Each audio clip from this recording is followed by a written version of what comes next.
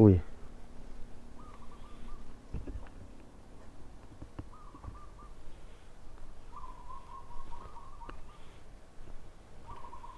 กินข้าวยังอ่ะลูกไม่ได้กินเหรอ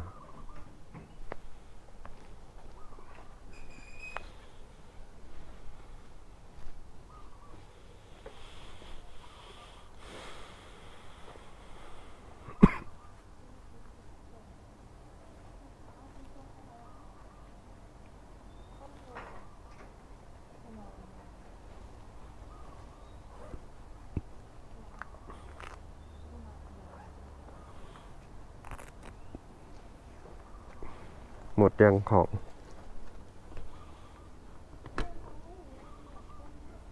หืม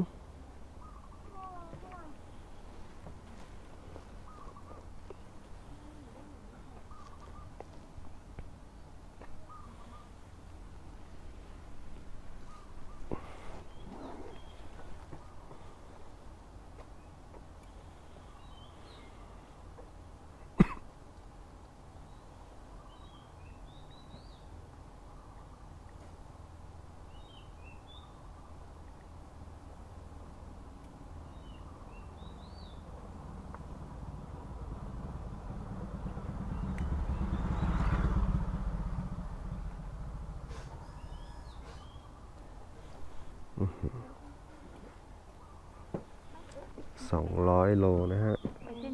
อะไร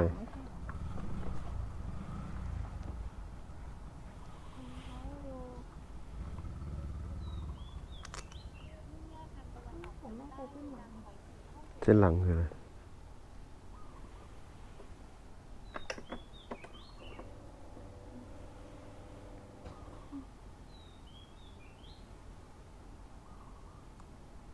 เออ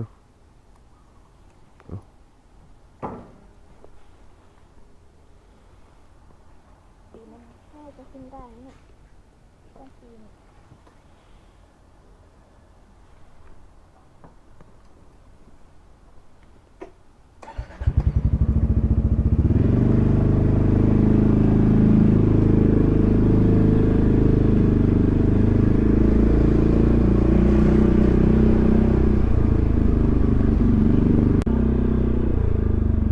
ตอนนี้เรากำลังจะออกจากหมู่บ้านนะครับติวเตอร์จะพาไปเที่ยวน้ำตกเอราวัณกาญจนบุรีใช้เวลา3 ชั่วโมงถ้าไปข้างน โอ้ อก ตาย ถ้าไปข้างนอกมันจะพาไปอ้อมไงเห็นปะ ใช้เวลา3 ชั่วโมงเลยนะ เขาก็เลยจะไปข้างหลัง ไปข้างหลังมันจะไม่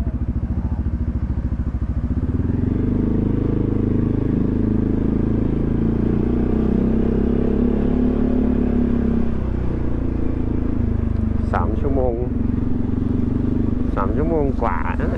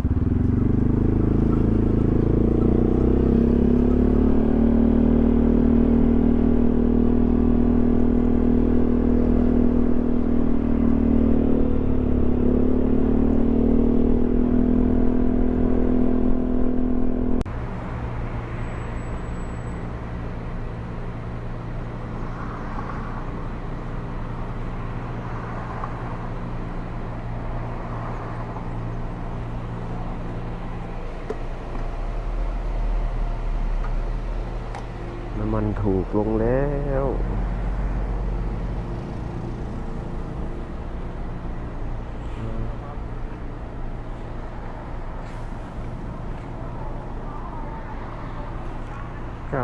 เต็มถัง380โอเคอยู่นั่นเนี่ย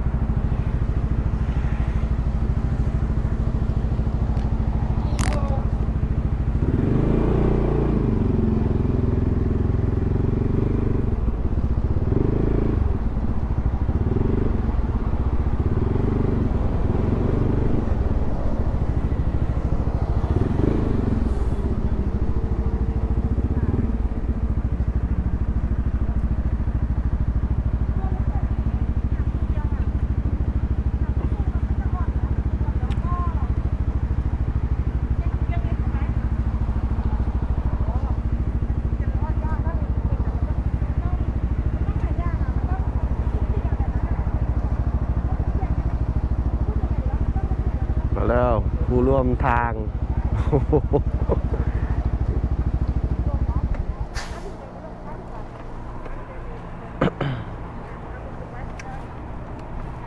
ใส่ได้ปะ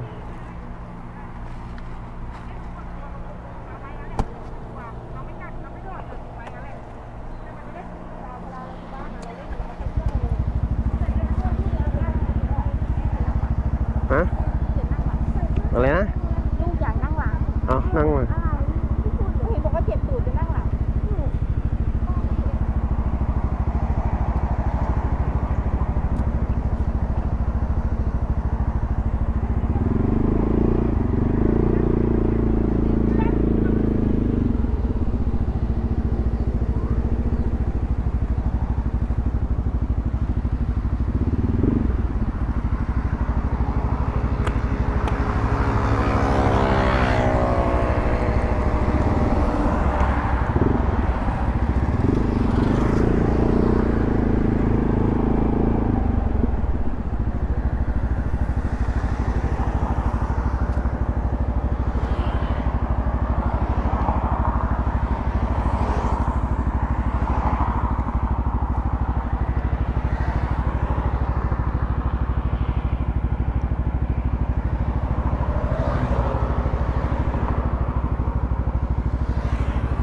อีก3 ชั่วโมง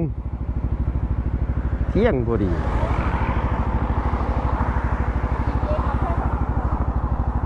อีก3 ชั่วโมง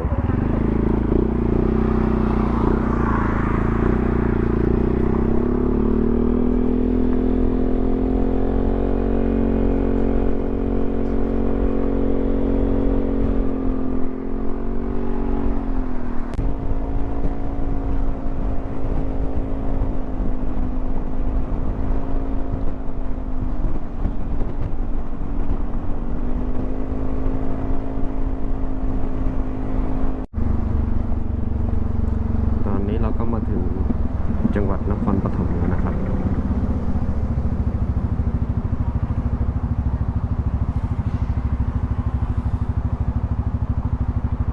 ติวเตอร์บอกปวดดากติวเตอร์อยากเล่นน้ำตก ทนเอา เรามาถึงไหนแล้วเนี่ยลูก โรงแรมอะไร เหลืออีก2 ชั่วโมง กี่โมงเนี่ย10 โมง10 โมงพอดี9 โมง10 โมง11 โมงพอดีถึง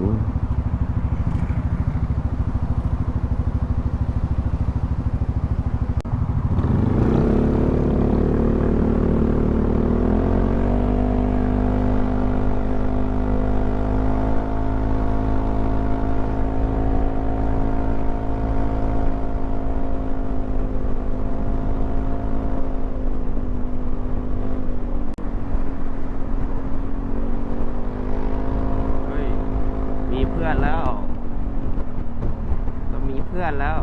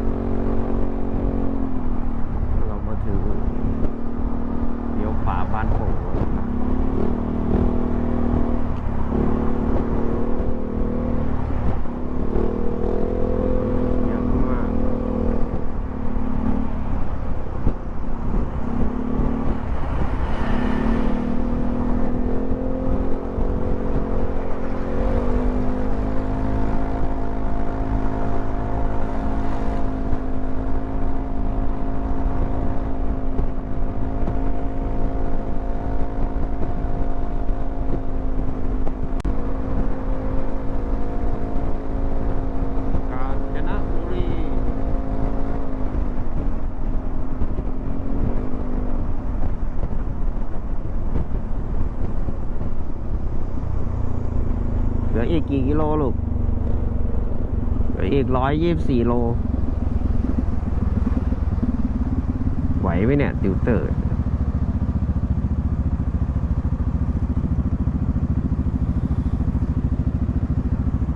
เหลืออีกกี่กิโล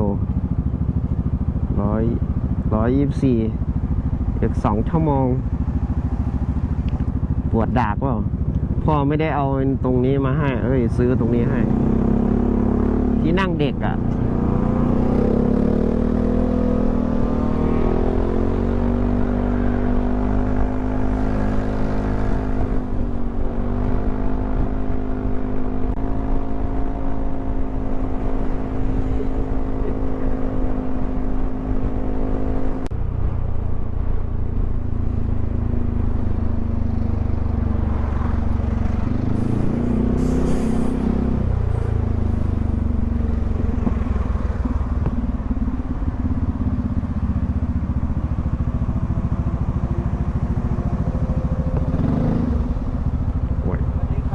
ครับสวัสดีครับพี่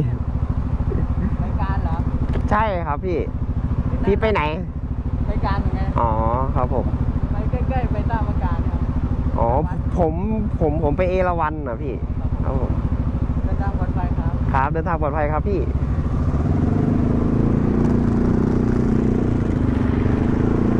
เรื่องพ่อเยอะเนาะ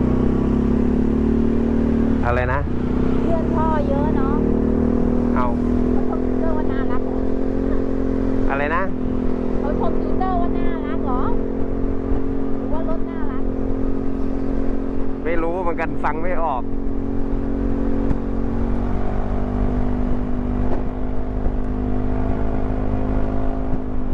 เจอเพื่อนๆก็ทักทายกันได้นะฮะ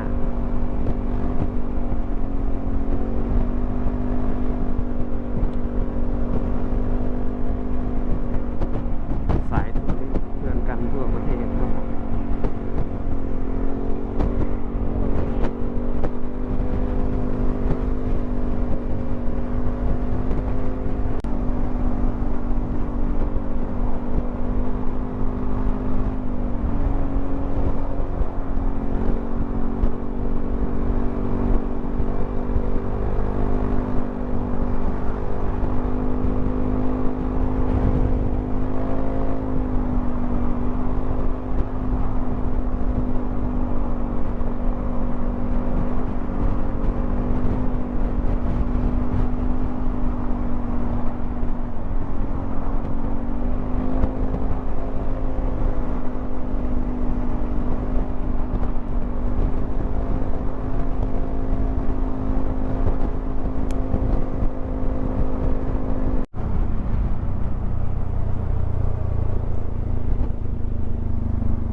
วันนี้เราเข้าสู่จังหวัดกาญจนบุรีแล้วนะครับ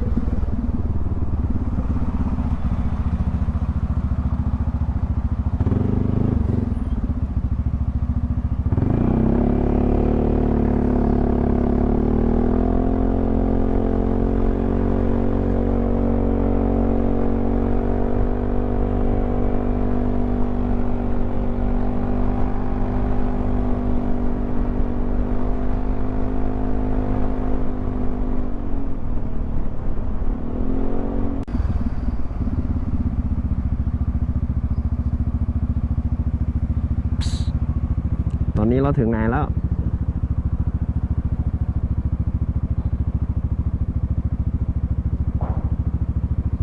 เราเหลืออีก95 กิโล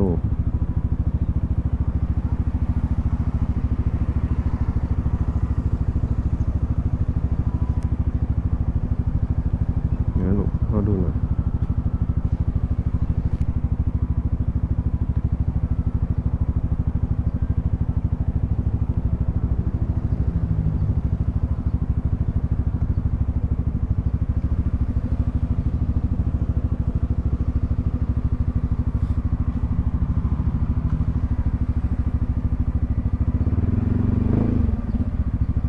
จะไปอำเภอท่าม่วงนะครับ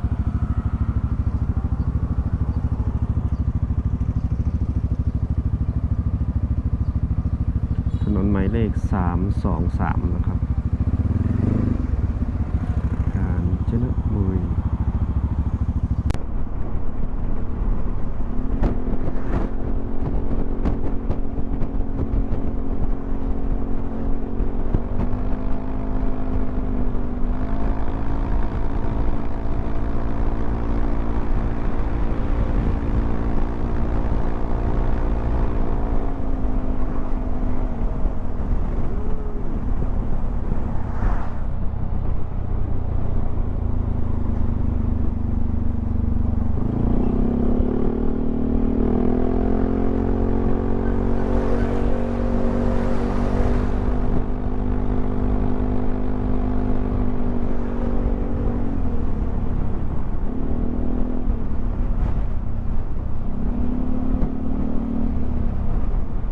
ตีโค้งตีโค้ง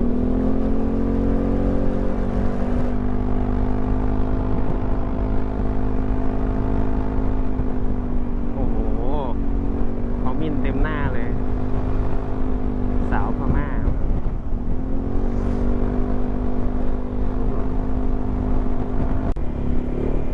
ตอนนี้เราก็มาถึงไหนแล้วเนี่ย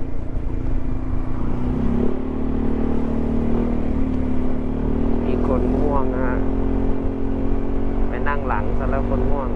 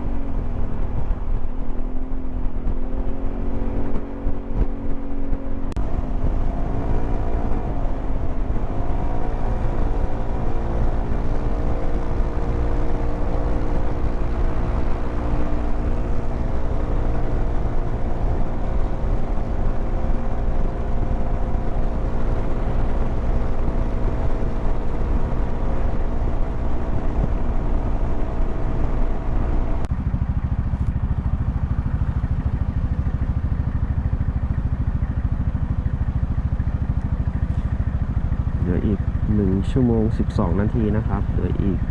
71 กิโลนะครับ จะถึงน้ำตกเอราวัณนะครับ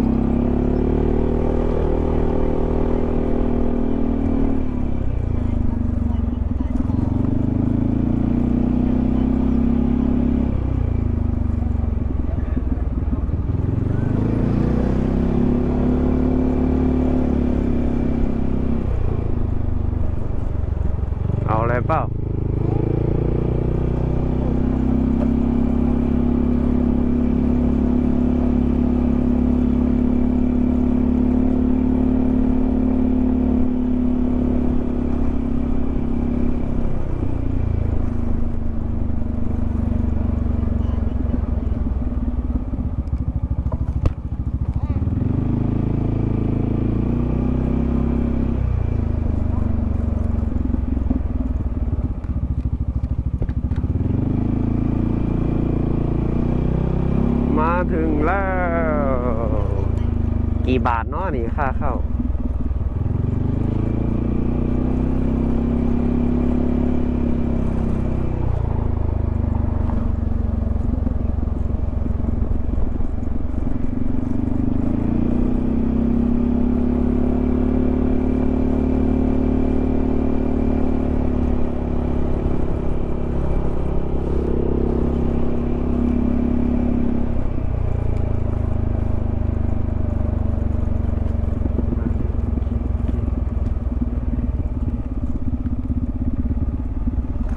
โอ้ยโอ้ยโอ้ยโอ้ยโอ้ย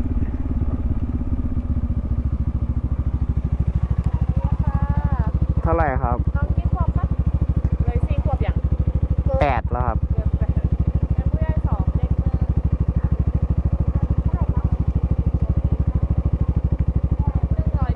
บาทค่ะ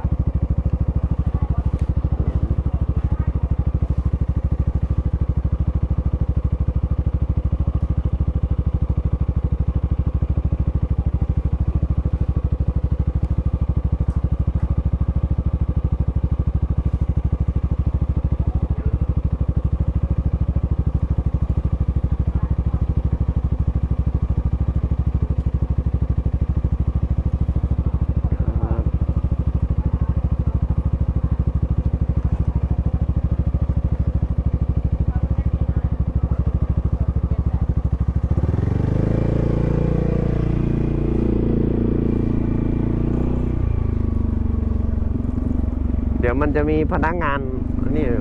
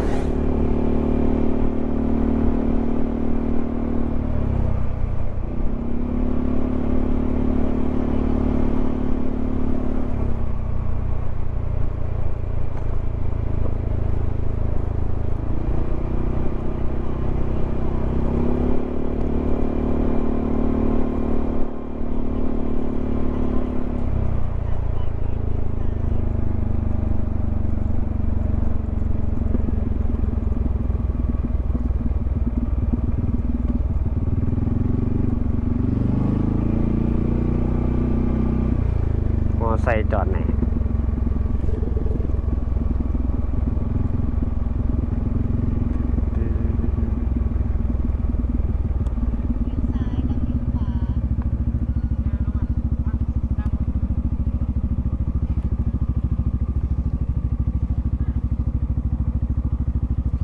อ้ยโอ้ย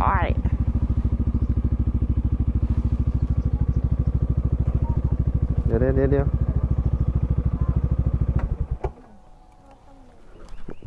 อุ้ยรถมันไหล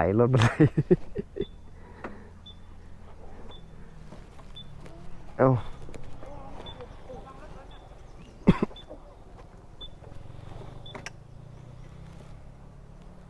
แบตหมดแล้วเนี่ย โอ้ยนี่นะแบตไม่เหลือแล้วเนี่ย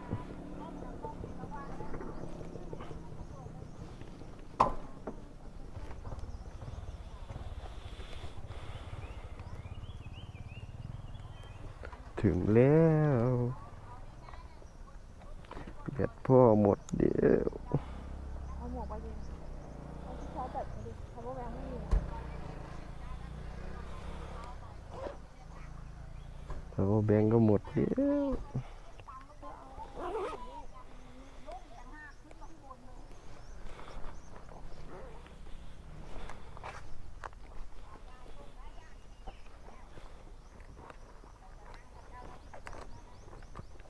ติดไปหมดแล้ว เจ็บตูดหมดแล้ว